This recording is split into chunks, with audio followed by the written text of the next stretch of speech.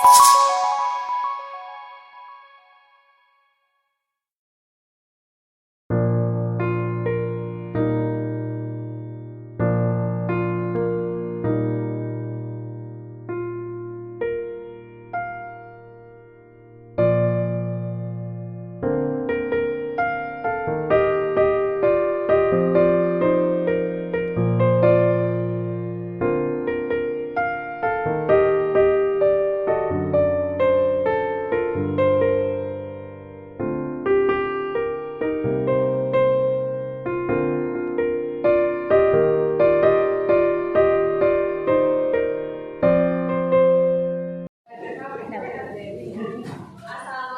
warahmatullahi wabarakatuh. Waalaikumsalam.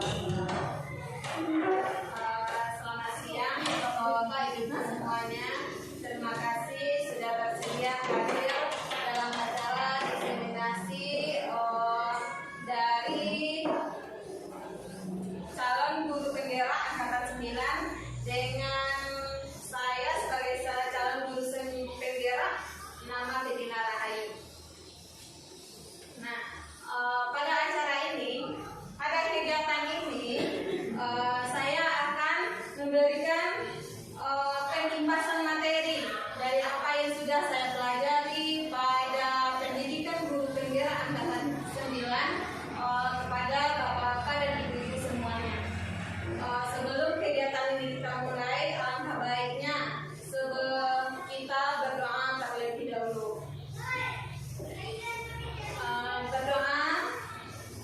Marilah kita buka kegiatan kita ini dengan membaca Bismillahirrahmanirrahim. Mudah-mudahan acara kita ini berjalan dengan baik hendaknya.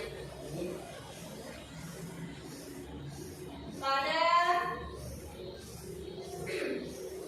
materi kali ini ada 3 materi yang akan saya berikan, yaitu tentang teori motivasi, hukuman, penghargaan dan restitusi. Kemudian ada 5 kebutuhan dasar manusia, dan kemudian yang terakhir itu tentang keyakinan keras. Nah, semua ini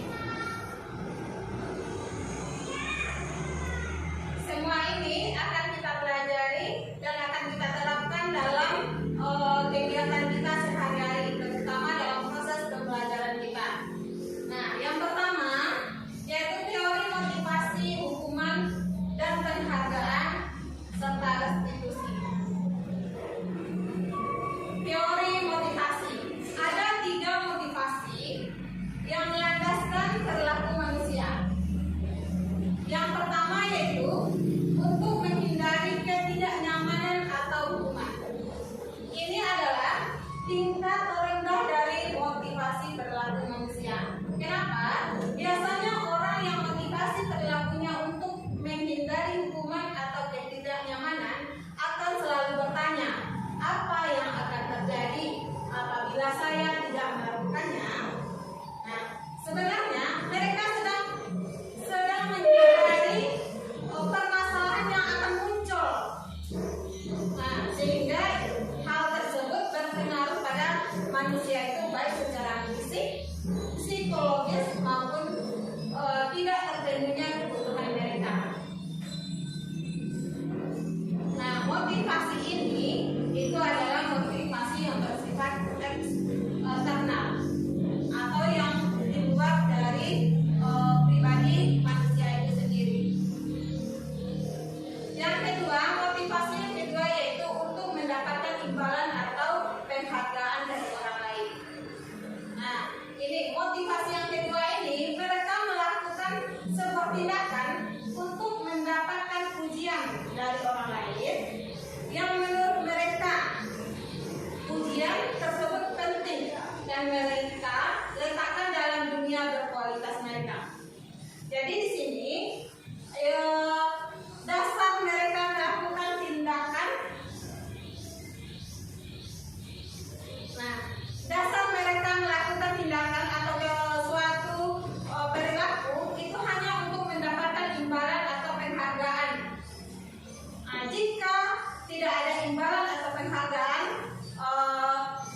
kegiatan atau tindakan yang mereka lakukan itu juga tidak akan bertahan lama di diri seseorang. Nah, jadi motivasi ini juga bersifat eksternal.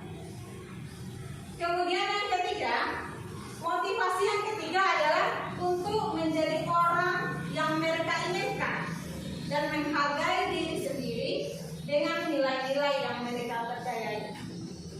Nah, orang yang melakukan tindakan berdasarkan motivasi ini akan bertanya, akan menjadi orang seperti apa apabila saya melakukan ini? Mereka melakukannya sesuatu karena nilai-nilai yang mereka percayai atau mereka yakini dan yang mereka hargai.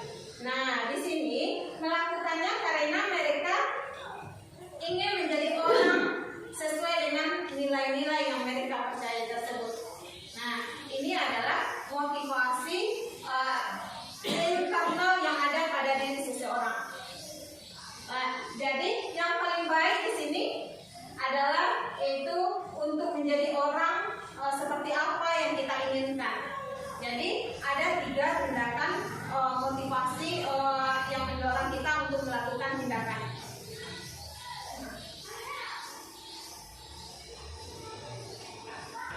Nah, dalam kehidupan kita sebagai guru, kita melaksanakan tugas kita dalam kehidupan sehari-hari, tentu ada motivasi atau dorongan daripada diri kita masing-masing. Nah, di sini motivasi apa yang menjadi latar belakang kita dalam melakukan kegiatan kita tersebut? Apakah itu hanya sebagai untuk menghindari ketidaknyamanan, atau hanya karena mengharapkan imbalan, atau ini sudah merupakan dari nilai-nilai yang ada pada diri kita sendiri?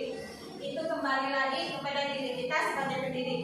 Nah, mudah-mudahan apa yang kita lakukan itu adalah dorongan dari kita sendiri karena nilai-nilai yang sudah kita percayai, sehingga apa yang kita lakukan itu adalah betul-betul apa yang menjadi dorongan yang ada pada diri kita. Itu adalah 3 teori motivasi. Nah, kita masuk ke hukuman dan penghargaan.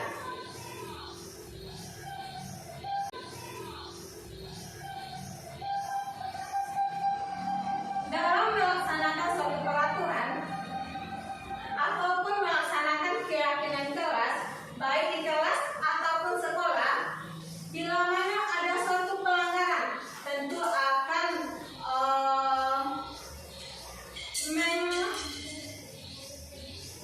adanya sesuatu yang akan terjadi. Jika ada satu pelanggaran, pasti ada sesuatu yang akan terjadi. Nah, tindakan tersebut tentu pasti ada yang berbentuk hukuman atau konsekuensi dari tindakan yang kita lakukan. Nah, di sini selain hukuman ada konsekuensi, dan yang di sini ada yang lebih baru yang kita perbaharui, yaitu adanya restitusi. Nah, jadi ada 3 perilaku atau cara kita menghadapi dalam pelanggaran yang kita hadapi.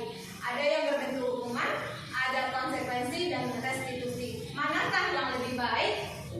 Nah, untuk itu kita harus paham apa itu hukuman, apa itu konsekuensi, dan apa itu restitusi. Nah, untuk lebih pahamnya, kita bisa membedakan antara hukuman, konsekuensi, dan restitusi. Hukuman yaitu adalah sesuatu yang menyakitkan yang harus terjadi. Jadi hukuman ini hanya berjalan secara lurus dari pemberi hukuman kepada yang diberi hukuman. Nah, sedangkan konsekuensi sesuatu harus terjadi. Itu karena tindakan mereka, jadi ada akibat yang akan diterima.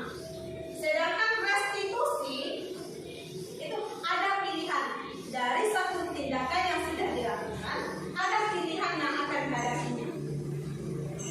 Nah, itu yang pertama. Yang kedua, kalau hukuman itu tidak nyaman untuk murid atau anak dalam jangka waktu yang panjang.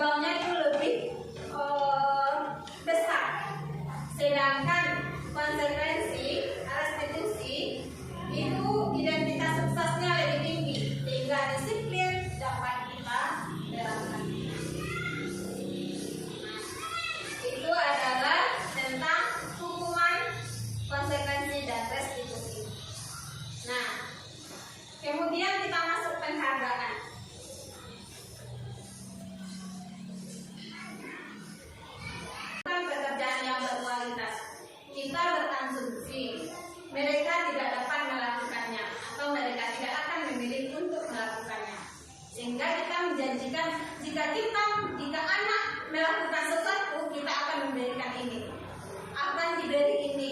Itu adalah sebuah penghargaan. Nah, sebenarnya kita memberikan penghargaan itu adalah sebuah hukuman kepada anak. Kenapa? Nih, memberikan penghargaan itu, nih ada pengaruhnya baik jangka panjang atau jangka pendek. Penghargaan itu efektif jika kita menginginkan seseorang melakukan sesuatu yang kita inginkan dalam jangka waktu yang pendek. Jadi, jika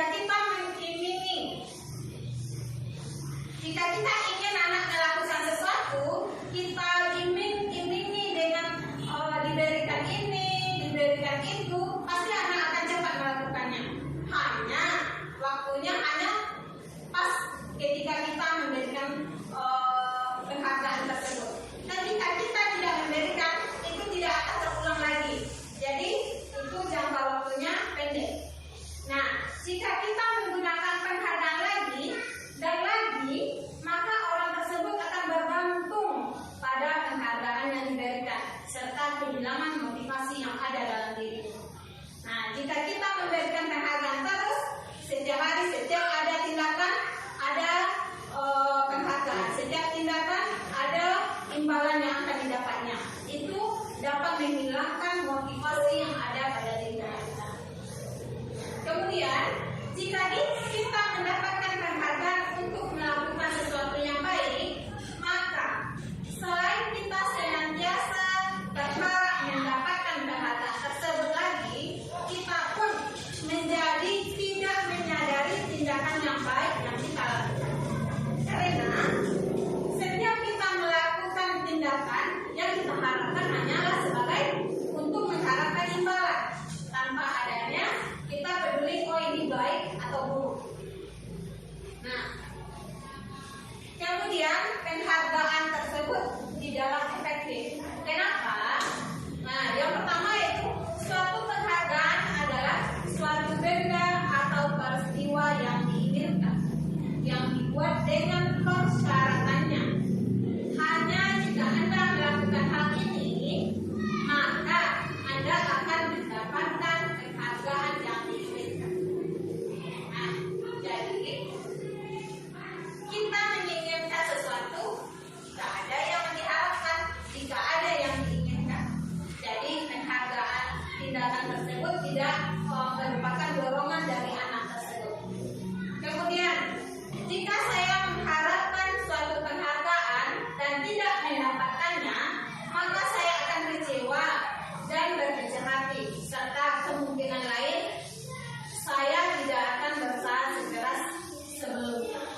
Nah, jika kita memberikan penghargaan atau imbalan kepada anak, itu motivasi mereka hanya untuk mendapatkan penghargaan atau imbalan tersebut. Dan jika mereka tidak mendapatkannya, maka anak kita akan berkecil hati dan tidak ada lagi usaha yang keras dari mereka untuk melakukan tindakan tersebut. Nah, selanjutnya, jika kita memberikan seseorang suatu penghargaan untuk melakukan sesuatu, maka kita harus terus-menerus memberikan penghargaan itu. Jika kita ingin orang tersebut meneruskan perilaku yang kita inginkan. Jadi, di sini penghargaan tersebut tidak akan efektif. Jadi, setiap apa yang dilakukan ada penghargaannya. Setiap apa yang dilakukan harus ada imbalannya. Dan jika kita tidak bisa memenuhi imbalannya tersebut, maka tindakan tersebut akan terhenti sampai di situ. Nah, kemudian orang yang berusaha contohnya orang yang berusaha berhenti merokok atau orang yang berusaha diet menguruskan badan bila dijadikan penghargaan hampir pasti tidak berhasil. Ini banyak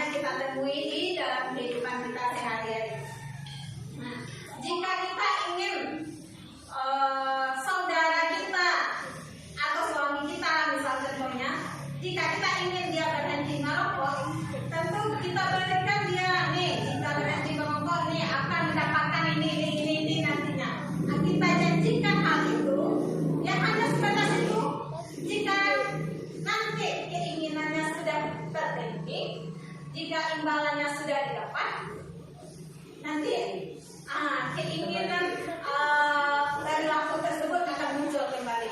Jadi itu tidak akan bertahan di mana-mana. Nah, kemudian penghargaan tersebut dapat merusak hubungan. Nih, di sini dapat kita tengok ketika seseorang diberi penghargaan atau dipuji di depan orang banyak, maka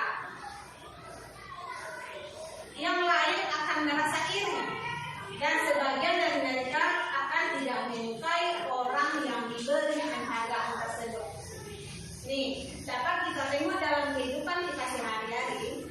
Jika ada si A kita beri penghargaan nih di depan orang banyak, nah tentu akan ada perasaan iri dari teman-temannya. Nah itu juga dapat merusak hubungan antara si A dengan teman-temannya. Dan kemudian jika seorang guru sering memberikan penghargaan kepada murid-muridnya, besar kemungkinan murid-muridnya termotivasi hanya untuk menyenangkan gurunya saja. Perasaan iri dari teman-temannya. Nah, itu juga dapat merusak hubungan antara si A dengan teman-temannya. Dan kemudian jika seorang guru sering memberikan penghargaan kepada murid-muridnya, besar kemungkinan murid-muridnya termotivasi hanya untuk menyenangkan gurunya saja. Mereka tidak akan bersikap jujur kepada guru mereka tersebut. Hal tersebut dapat kita tengok di dalam kehidupan sehari-hari. Jika kita memberikan imbalan atau janji kepada anak murid kita, mereka akan memberikan bu, udah sesuai dengan apa itu, sehingga mereka mendapatkan penghargaan atau janji yang mereka berikan. Hal tersebut dapat memunculkan perilaku ketidakjujuran dari murid kita. Nah, kemudian penghargaan juga menciptakan persaingan di dalam kelas, dan persaingan menciptakan kecemasan. Nah, jika kita selalu memberikan penghargaan atau imbalan kepada anak murid kita, tentu akan menimbulkan persaingan antara anak murid kita yang satu dengan yang lainnya. Mereka akan selalu berebut untuk bagaimana caranya mereka mendapatkan dari imbalan yang kita janjikan kepada mereka. Dan itu jika sudah ada terjadi persaingan antara murid-murid kita, tentu itu akan menimbulkan sesuatu yang bergejolak di dalam kelas kita. Nah, kemudian mereka yang percaya bahwa mereka tidak memiliki kesempatan untuk mendapatkan penghargaan akan berhenti mencoba.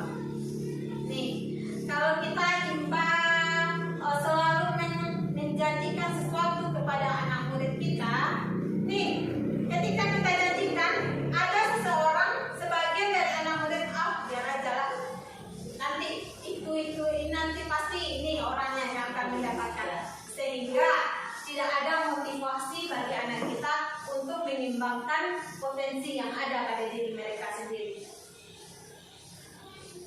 Nah, kemudian penghargaan tersebut juga dapat mengurangi ketepatan.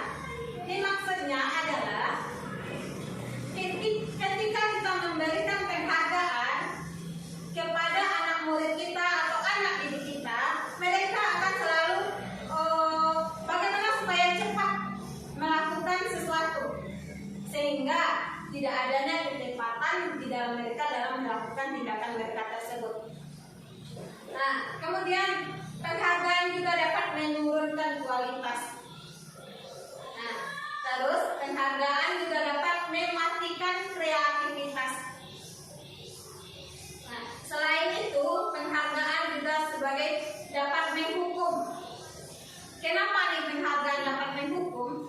Karena jika kita memberikan imbalan atau penghargaan kepada anak didik kita, ini bagi mereka yang mendapatkan imbalan tersebut, mereka akan senang.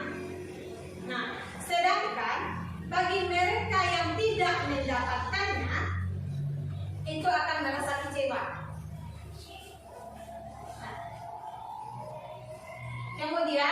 penghargaan juga dapat merupakan motivasi dalam diri kita, karena kita juga butuh diakui oleh orang lain. Nah, itu adalah penghargaan hukuman. Sekarang kita masuk ke restitusi. Restitusi adalah proses menciptakan kondisi bagi murid untuk memperbaiki kesalahan mereka sehingga mereka bisa kembali kepada kelompok mereka dengan karakter yang lebih kuat. Nah, itu adalah menurut Gosen. Kemudian, menurut Charles Gosen juga menyebutkan adalah restitusi juga adalah proses kolaboratif yang mengajarkan murid untuk mencari solusi untuk masalah yang dihadapi dan memandu murid berpikir tentang orang seperti apa yang mereka inginkan dan bagaimana mereka harus memperlakukan orang lain. Jadi di sini dalam restitusi, jika anak melakukan suatu masalah atau melakukan suatu pelanggaran, jadi anak tersebut yang akan mencari solusinya sendiri. Apa yang akan dilakukannya dari akibat dari tindakan yang sudah dilakukannya. Nah, melalui pendekatan restitusi, ketika murid berbuat salah, guru akan menanggapi dengan mengajak murid berefleksi tentang apa yang dapat mereka lakukan untuk memperbaiki kesalahan mereka, sehingga mereka menjadi pribadi yang lebih baik dan menghargai dirinya. Nah, di sini jika ada anak mendapat suatu masalah, kita sebagai guru hanya bertindak untuk berefleksi, menanyakan apa penyebab masalahnya, kemudian bagaimana cara anak tersebut menghadapi masalahnya, sehingga ketika anak dapat memecahkan masalahnya sendiri, itu mereka akan menjadi pribadi yang lebih baik dengan menghargai dirinya sendiri. Nah, ciri-ciri restitusi. Yang pertama, restitusi bukan untuk menebus kesalahan, namun untuk belajar dari kesalahan. Nah, selanjutnya restitusi memperbaiki hubungan. Nah, restitusi juga merupakan tawaran.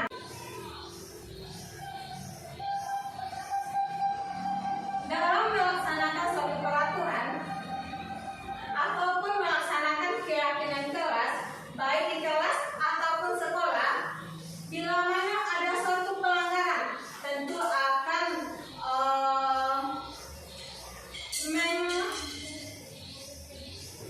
adanya sesuatu yang akan terjadi. Jika ada suatu pelanggaran, pasti ada sesuatu yang akan terjadi. Nah, tindakan tersebut tentu pasti ada yang berbentuk hukuman atau konsekuensi dari tindakan yang kita lakukan. Nah, di sini selain hukuman ada konsekuensi, dan yang di sini ada yang lebih baru yang kita perbaharui, yaitu adanya restitusi. Nah, jadi ada 3 perilaku atau cara kita menghadapi dalam pelanggaran yang kita hadapi. Ada yang berbentuk hukuman, ada konsekuensi, dan restitusi. Manakah yang lebih baik? Nah, untuk itu kita harus paham apa itu hukuman, apa itu konsekuensi, dan apa itu restitusi. Nah, untuk lebih pahamnya, kita bisa membedakan antara hukuman, konsekuensi, dan restitusi. Hukuman yaitu adalah sesuatu yang menyakitkan yang harus terjadi. Jadi hukuman ini hanya berjalan secara lurus dari pemberi hukuman kepada yang diberi hukuman. Nah, sedangkan konsekuensi sesuatu harus terjadi. Itu karena tindakan mereka, jadi ada akibat yang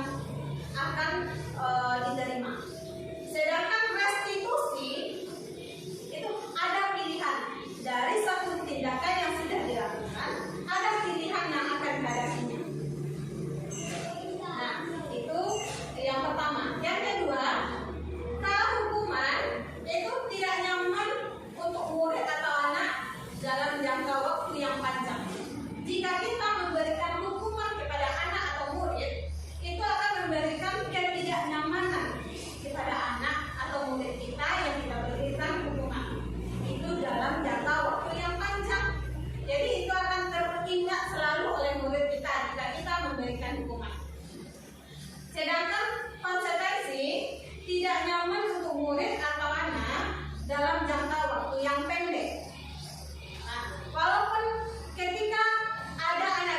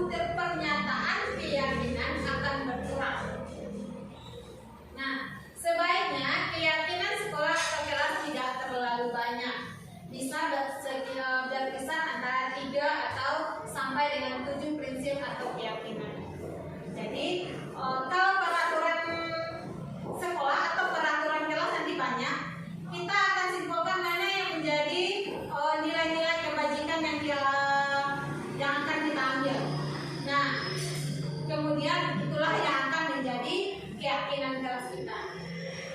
Nah, setelah itu warga kelas dipersilakan untuk meninjau ulang kembali, dan kemudian jika sudah sepakat maka dilanjutkan dengan menandatangani keyakinan kelas tersebut. Nah, yang termasuk dengan guru dan semua murid yang terlibat dalam membuat keyakinan kelas kita. Nah, kemudian keyakinan kelas atau sekolah selanjutnya dilekatkan di dinding kelas atau di tempat yang mudah dilihat oleh semua warga kelas, sehingga keyakinan kelas kita tersebut dapat dengan mudah dibaca atau diakses oleh anak kita, sehingga jika mereka lupa, mereka akan mudah untuk apa nih kesepakatan kelas kita, mudah dibaca kembali. Nah, nih untuk pendalaman kegiatan-kegiatan keyakinan kelas, setelah keyakinan kelas kita sepakati dan sudah ada keyakinan kelas di kelas kita, untuk pendalaman keyakinan kelas kita dapat melakukan kegiatan tampak seperti atau tidak tampak seperti. Ini bisa kita menggunakan tabel T dan tabel Y. Nih, contohnya di sini keyakinan kelasnya itu rasa diterima dan dimiliki. Nih, rasa diterima dan dimiliki, ini kita dapat melakukan curah pendapat dengan anak. Nih, tampak seperti kegiatannya atau tindakan kita yang tampak seperti, contohnya itu melibatkan semua anggota kelompok. Jadi itu tampak seperti melibatkan semua anggota kelompok. Kemudian ada yang tidak tampak seperti, yaitu tidak ada atau tidak tampak lagi kegiatan yang memunculkan salah satu dari anggota kelompok. Nah, itu salah satu contoh yang tampak seperti atau tidak tampak seperti, sehingga anak lebih paham dengan keyakinan kelas yang sudah kita lakukan. Kemudian juga dapat kita lakukan dengan menggunakan tabel Y, yaitu ada yang terlihat, terdengar, dan berperilaku. Di sini kalau kita menggunakan tabel Y, yaitu terlihat atau tampak bagi kita, yaitu berempati kepada, contohnya di sini yaitu berempati terhadap perasaan orang lain. Nih, kemudian dapat juga kita dengar sesuatu, yuk, ayo kita bantu, ayo kita tolong. Nih. Nah, kemudian dapat juga kita tengok yaitu dengan perilakunya yang selalu tersenyum. Nah, itu pendalaman dari sikap-sikap atau butir-butir keyakinan kelas kita.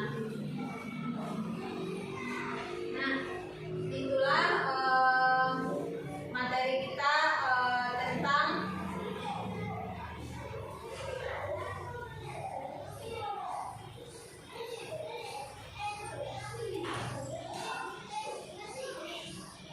teori motivasi, hukuman, penghargaan, dan restitusi. Kemudian 5 kebutuhan dasar manusia dan keyakinan kelas. Jika ada pertanyaan, saran, atau masukan, kami terima dari bapak-bapak dan ibu semuanya.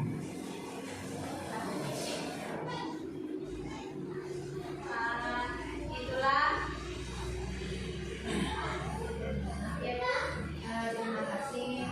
Hari ini Ibu Rahayu sebagai anggota CIW Angkatan 9 sudah memberikan ilmu yang didapatnya selama pelatihan pada modul 1.1 sampai 1.4, itu mengenai teori motivasi pada model restitusi, kebutuhan manusia, kebutuhan dasar manusia.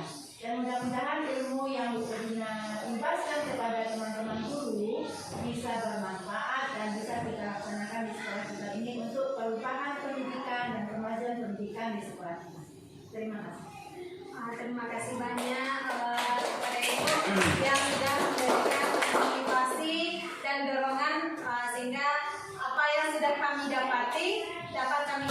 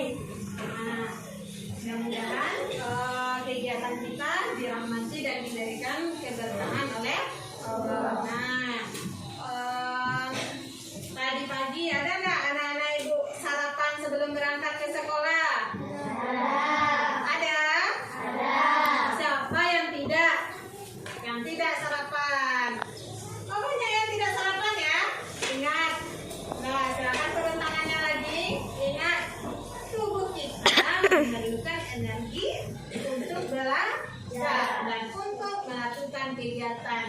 Nah, energi itu kita dapatkan dari makanan yang ada di dalam tubuh kita. Untuk itu kita sangat membutuhkan sekali sarapan pagi sebelum berangkat ke sekolah. Nah, sekarang kita akan di tahun ajaran yang baru ini. Nah, kita sudah duduk di kelas 5, di kelas yang baru. Supaya pembelajaran kita berjalan dengan lancar, dengan baik, dengan aman, tentu harus ada kesepakatan dari kita semua. Nah, untuk itu hari ini kita akan membuat keyakinan kelas 5. Nah, apakah anak-anak ibu sudah siap? Siap? Ya. Oke. Nah, untuk membuat keyakinan kelas, kita akan mengadakan diskusi atau kita akan saling sharing atau saling mengeluarkan pendapat sehingga kita dapat membuat keyakinan kelas kita. Nah, kita sebelumnya sudah ada peraturan di sekolah kita. Nah, siapa yang masih ingat apa saja peraturan yang ada di sekolah atau di kelas kita? Siapa yang masih ingat? Oke, Aurel, apa saja apa peraturan nih? Salah satu contoh peraturan yang ada di kelas kita. Bagus, tidak boleh mencoret. Apalagi? Ya, Ayu? Bagus, tidak boleh mengejek teman. Nah, anak-anak ibu yang lain sudah tahu peraturan yang ada di sekolah kita? Nah, untuk itu, anak-anak ibu boleh menuliskan peraturan yang ada di kelas dan di sekolah kita pada kertas yang sudah ibu bagikan ini. Nah, silakan tuliskan. Silakan keluarkan alat tulisnya terlebih dahulu.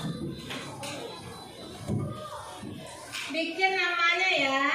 Apa saja? Silakan kamu tuliskan satu di antara begitu banyak peraturan yang ada di sekolah atau di kelas kita. Cepat ya. Waktunya ibu kasih 2 menit. Silakan cepat bekerja ya.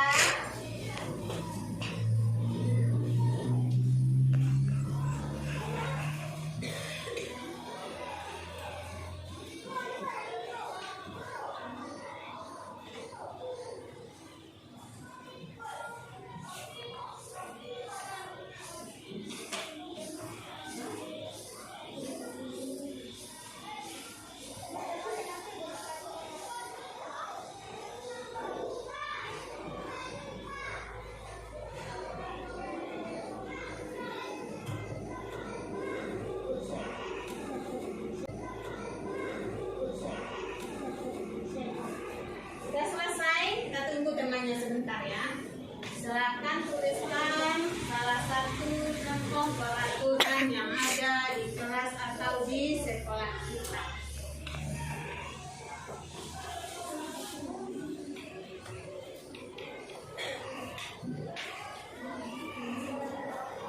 Bikin namanya ya, jangan lupa bikin nama.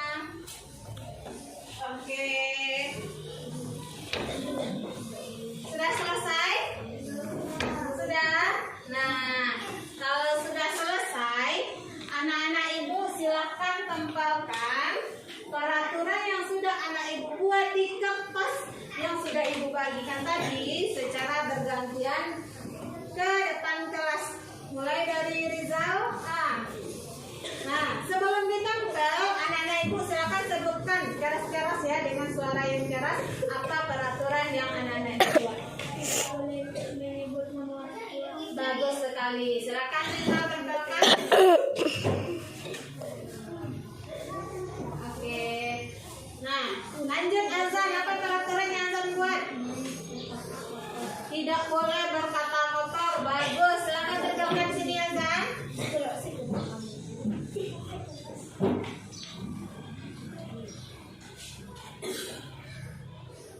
Oke, terima kasih azan. Lanjut Lukman, apa nih peraturan yang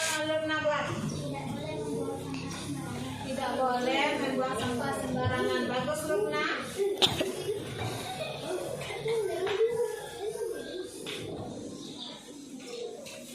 Nah, Nazifa, apa peraturannya Nazifa buat? Bagus, silakan tulis di sini.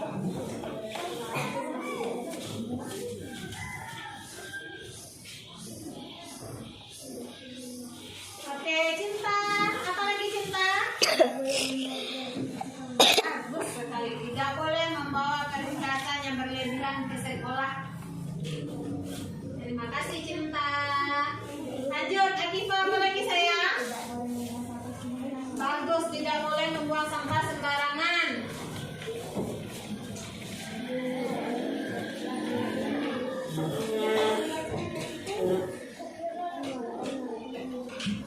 Oke, terima kasih Akifa.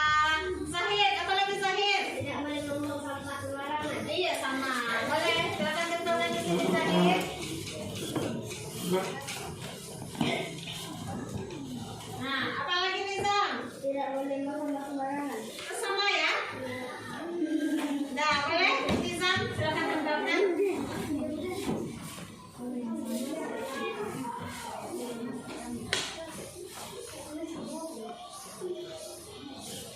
Terima kasih Nizam. Oke, Aurel, apa lagi Aurel? Tidak boleh membuli teman. Bagus sekali. Silakan Aurel, tegakkan ke depan Aurel.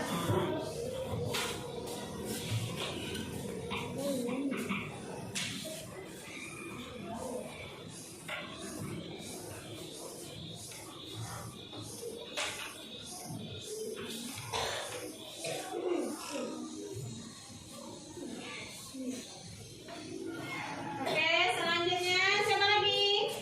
Ya, Ayu apa Ayu? Tidak boleh mengejek atau mencaci maki teman. Oh, boleh. Pintar sekali.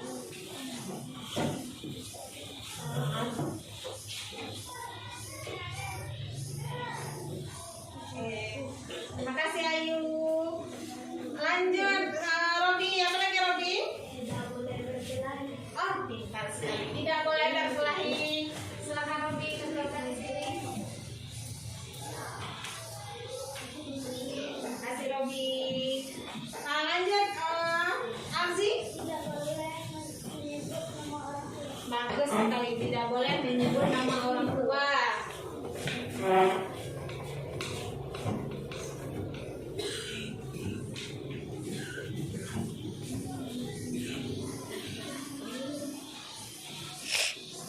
Nah, terima kasih Arzi. Nah, lanjut Keila. Tidak boleh mengejek-ejek nama teman. Bagus sekali. Silakan Keila.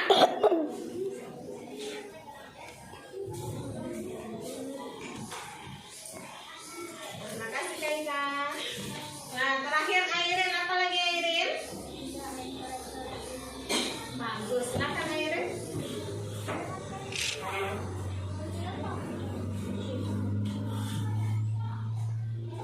Nah, terima kasih.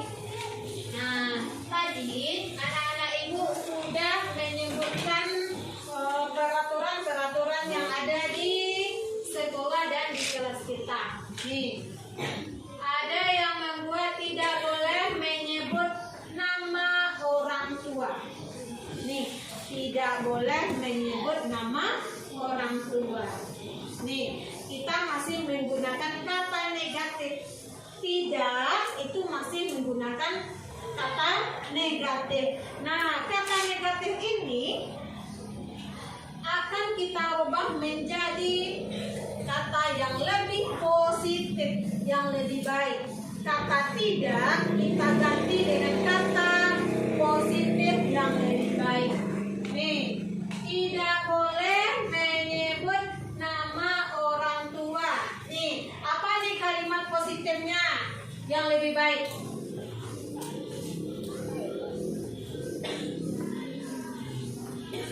Apa nih?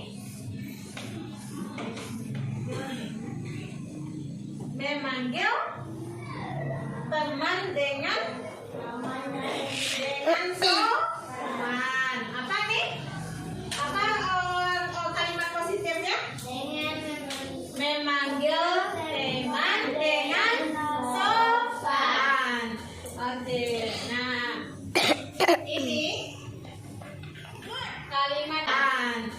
cantik. Nah, ini kalimat positifnya itu memanggil teman dengan sopan. Oke, yang kedua, tidak boleh berkata kotor. Nih, apa kalimat positifnya? Siapa yang tahu? Angkat tangannya. Angkat tangannya dulu. Oke, Ayu apa Ayu? Bagus sekali, pintar Ayu. Berbicaralah dengan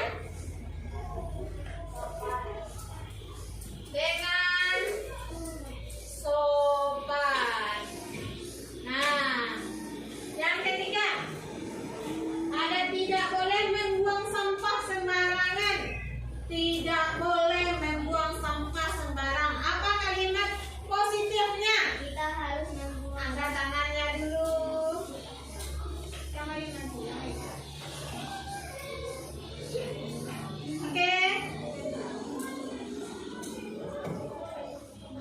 Angkat tangannya siapa? Oke, baik Rizal. Apa Rizal? Membuang sampah pada tempatnya. Pintar sekali Rizal. Membuang sampah di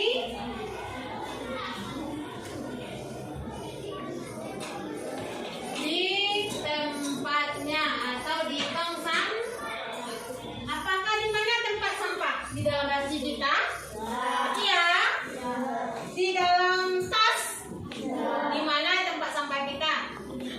Di tong sampah. Nah, jika ada kamu membawa makanan ataupun sampah, maka buanglah ke dalam tong sampah. Nah, bagus sekali. Nah, itu yang ketiga. Yang keempat itu tidak boleh berkata kotor. Udah tadi belum? Udah tadi ya. Apa tadi kalimat positifnya? Siapa yang tahu apa tadi kalimat positifnya? Ya, Robi? Mantap, Robi. Berbicaralah dengan sopan. Nah, kita lanjut. Tidak boleh membawa perhiasan berlebihan ke sekolah. Nih, apa nih kalimat positifnya? Tidak boleh membawa perhiasan yang berlebihan ke sekolah.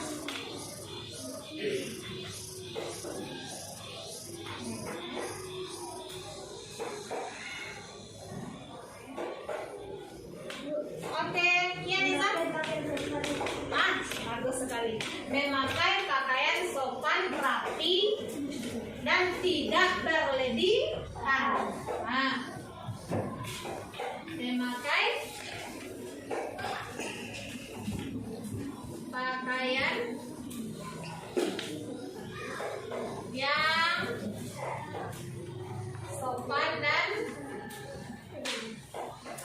rapi. Nah, bagus sekali. Kita lanjutkan. Ada tadi tidak boleh membuang sampah sembarangan. Tidak boleh membuang sampah sembarangan. Udah tidak tadi? Sudah. Sudah. Apa tadi kalimat positifnya? Siapa yang masih ingat? Yang lobnya apa tadi? Ada di nomor? Ada di nomor 3. Tidak membuang sampah di tempatnya. Bagus sekali. Kita lanjutkan. Yaitu ini sama ya. Ada 1, 2, 3. Tidak boleh membuang sampah sembarangan. Nih, 3 orang sama ini. Kita lanjutkan punya Ayu. Tidak boleh mengejek atau mencaci teman. Apa nih kalimat positifnya? Tidak boleh mengejek dan memaki teman. Sudah tahu belum tadi? Sudah tahu belum? Apa nih? Sudah tahu belum? Sudah ya.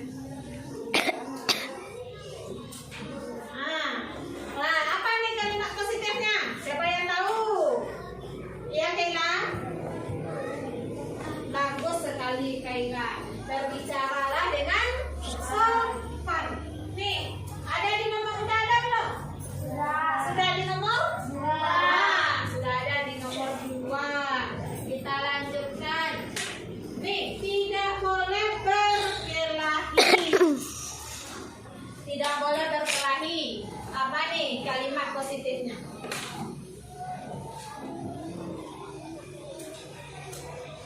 nih kalimat positifnya? Tidak boleh berkelahi.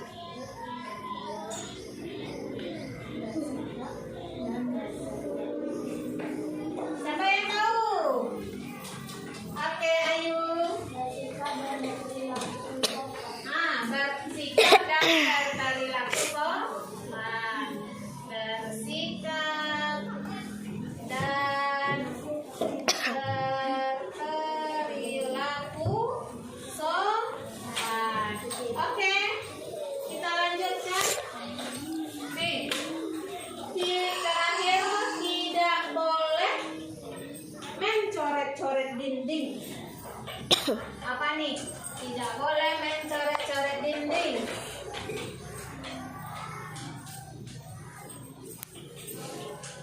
Siapa yang tahu? Yaitu menjaga kebersihan dan keindahan sekolah. Nah, menjaga kebersihan dan keindahan kelas atau sekolah. Nah, ini adalah beberapa peraturan yang sudah anak ibu tuliskan tadi. Nah, ini adalah beberapa peraturan yang sudah anak ibu tuliskan tadi, dan kita sudah menentukan kalimat yang lebih positif.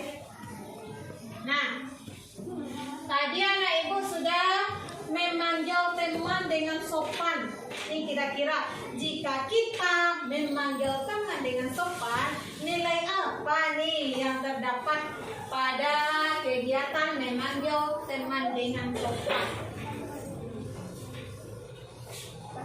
Kalau kita panggil teman dengan sopan, nanti nilai apa yang sudah kita terapkan?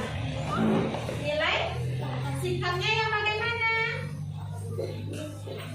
Sikapnya saling menghormati. Nah, tanda kita menghormati teman kita, kita memanggil teman kita itu dengan sopan. Berarti kalau sudah memanggil dengan sopan, tidak akan ada lagi dan tidak akan tampak lagi bagi kita yang memanggil teman dengan sebutan yang lain yang tidak baik. Nah, akan yang tampak hanya memanggil teman dengan sopan. Contohnya, kalau teman kita namanya Rizal, berarti kita panggil dengan Rizal. Kalau teman kita namanya Zahid, berarti kita panggil dengan Zahid. Berarti tidak akan tampak lagi dan tidak terdengar lagi bagi kita yang memanggil dengan sebutan yang lain. Nah, paham anak ibu? Paham? Nah, kita kasihlah tepuk semangat dulu. Tepuk semangat.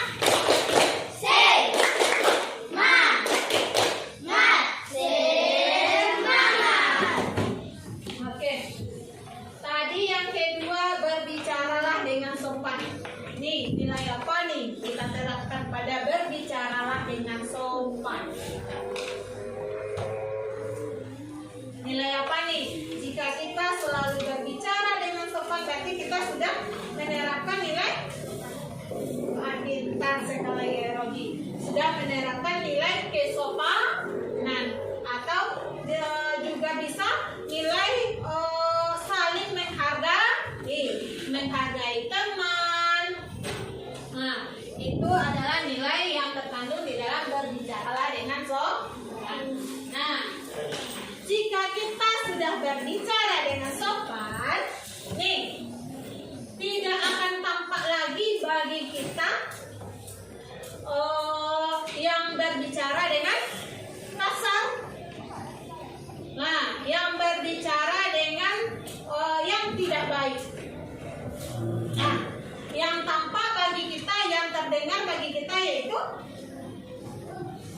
anak kelas 5 selalu berbicara dengan sopan santun, selalu berbicara dengan lemah lembut.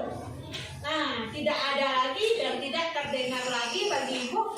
bagi kita semua yang memanggil temannya dengan kasar. Nah, itu dia. Yang ketiga yaitu membuang sampah di tempatnya. Nih, nilai apa yang kita terapkan dengan membuang sampah di tempatnya?